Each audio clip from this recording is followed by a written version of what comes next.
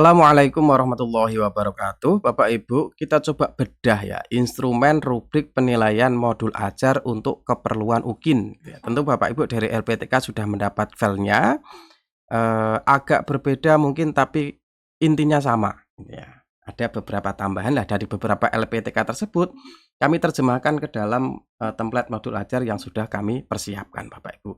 Berarti ini versi terlengkap dan kami sesuaikan dengan istilah-istilah baru dalam kurikulum Merdeka. Oke Bapak Ibu, yang pertama Bapak Ibu nanti harus ada identitasnya. Identitas itu ini berarti Bapak Ibu. Nah, ini harus lengkap gitu ya. Karena nanti Bapak Ibu kalau tidak lengkap nanti dapat skor 3. Kalau super lengkap nanti akan dapat skor 10 atau 9. Oke.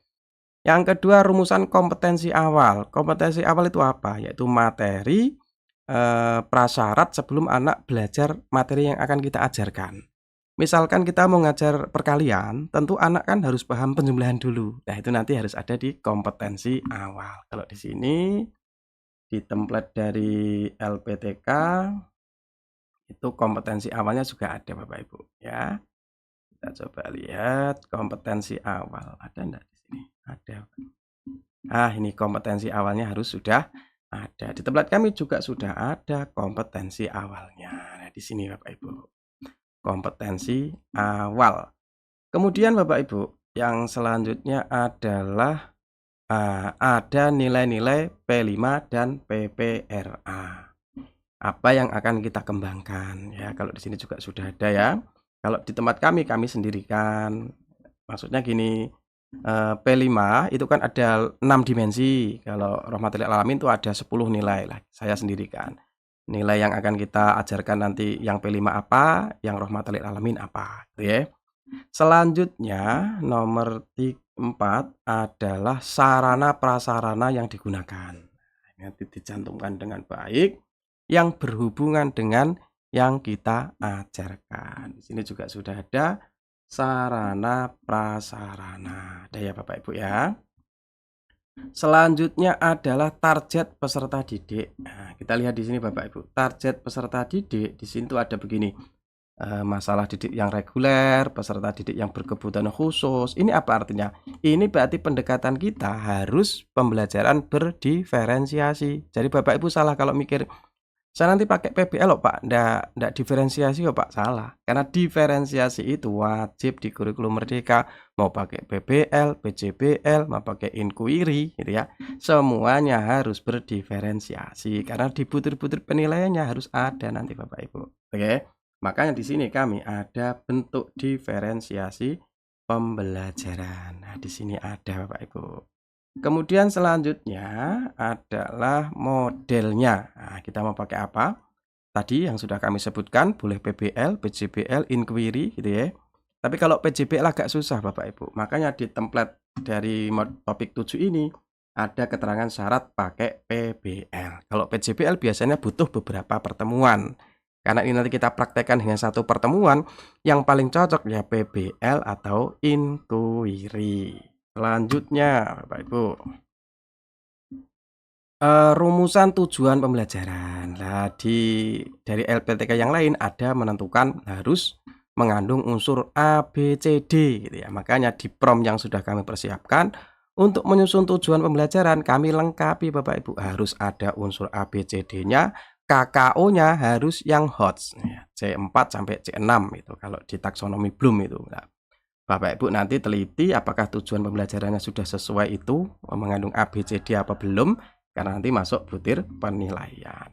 Rumusan tujuan pembelajaran dengan pemahaman bermakna. Berarti bukan hanya sekedar anak dapat mengerjakan soal, itu kan bukan. Tetapi bagaimana yang kita ajarkan nanti benar-benar ada hubungannya dengan kehidupan nyata yang dihadapi oleh siswa. Selanjutnya yang nomor 9 ada pertanyaan pemantik. Lengkap Bapak Ibu, yang kami juga ada ya pertanyaan pemantik. Ini supaya anak nanti di awal pembelajaran langsung tertarik, langsung penasaran. Kita kasih beberapa pertanyaan pemantik. Kemudian selanjutnya rumusan persiapan ya. Persiapan pembelajarannya nanti seperti apa gitu ya. Nanti ada apa namanya pendahuluan gitu ya, termasuk di sini kegiatan pembelajaran ada pendahuluannya, Ada intinya, ada penutupnya gitu ya. Dan di sini perhatikan Bapak Ibu, harus mengandung ini ya, 4C. Nah, 4C ini berarti keterampilan abad 21. Jadi nanti kita dalam mengajar itu terlihat anak-anak itu belajar critical thinking, belajar kreatif, belajar reflektif gitu ya.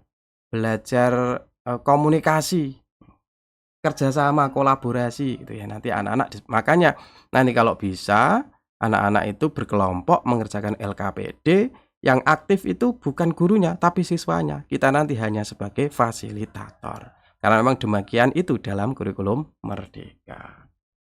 Selanjutnya adalah rumusan yang menunjukkan memanfaatkan teknologi. Nah, Bapak Ibu jangan lupa nanti manfaatkan teknologi, minimal PowerPoint diputarkan gitu ya. Berarti nanti ada ininya Bapak Ibu. Minimal tadi ya. Pokoknya pakai laptop, pakai apa namanya? LCD gitu ya, nanti diputar. Asesmen Bapak Ibu jangan lupa asesmen ada 3, asesmen awal, asesmen formatif, asesmen sumatif. Makanya di punya kami juga gitu, asesmennya ada 3, asesmen awal, asesmen formatif, asesmen sumatif.